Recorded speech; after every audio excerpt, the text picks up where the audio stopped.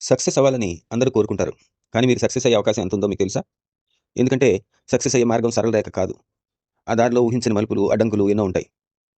మీరు సక్సెస్ అయ్యే అవకాశం ఎంతుందో తెలుసుకోవాలంటే మీలో ఈ కింది 5 లక్షణాలు ఏ స్థాయిలో ఉన్నాయో మీరు తెలుసుకోవాలి.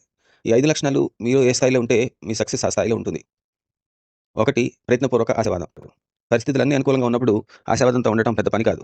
కానీ అనుకోని అడ్డంకులు ఎదురైనప్పుడు మాత్రం నిరాశలో మునిగిపోవటం అందరూ చేసేదే. అలా కాకుండా ఆ అడ్డంకులు ఎదురైనప్పుడు కూడా మీలో ఆశావాదం తగ్గకుండా ఉంటే ప్రయత్నపూర్వక ఆశావాదం మీలో ఎక్కువగా ఉందన్నమాట. 2 గ్రోత్ మైండ్‌సెట్. గ్రోత్ మైండ్‌సెట్ అంటే నేను నేర్చుకోగలను, నన్ను నేను మార్చుకోగలను అనే విశ్వాసం. నేనింతే, చిన్నప్పటి నుంచి ఇంతే అనే ఆలోచనకి దూరంగా ఉండగలగటం. ఈ లక్షణం మీలో ఎంతగా ఉంటే మీరంతగా సక్సెస్ సాధించగలరు. 3 తక్షణ తృప్తిని వాయిదా వేయగలగటం. మనకి ప్రతి పనిలోనూ, ప్రతి సందర్భంలోనూ తక్షణం ఆనందం పొందేందుకు ఒక మార్గం. ఆ తక్షణ ఆనందాలను వదులుకొని శాశ్వతమైన, కనీసం దీర్ఘకాలికమైన ఆనందాలను పొందే అవకాశాలు ఎప్పుడూ ఉంటాయి. తక్షణ ఆనందాలు మన్ని సాధారణంగా ఓటమి వైపుకే తీసుకుపోయే అవకాశం ఎక్కువ ఉంటుంది.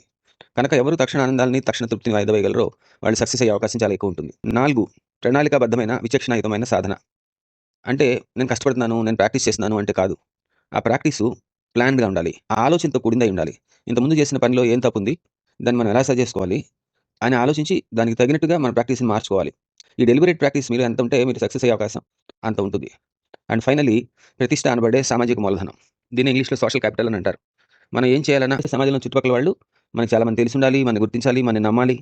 ఎప్పుడైతే చుట్టూ ఉన్న సమాజం నమ్మకాన్ని పొందగలిగామో అప్పుడు మనం సక్సెస్ అయ్యే అవకాశం ఖచ్చితంగా పెరుగుతుంది.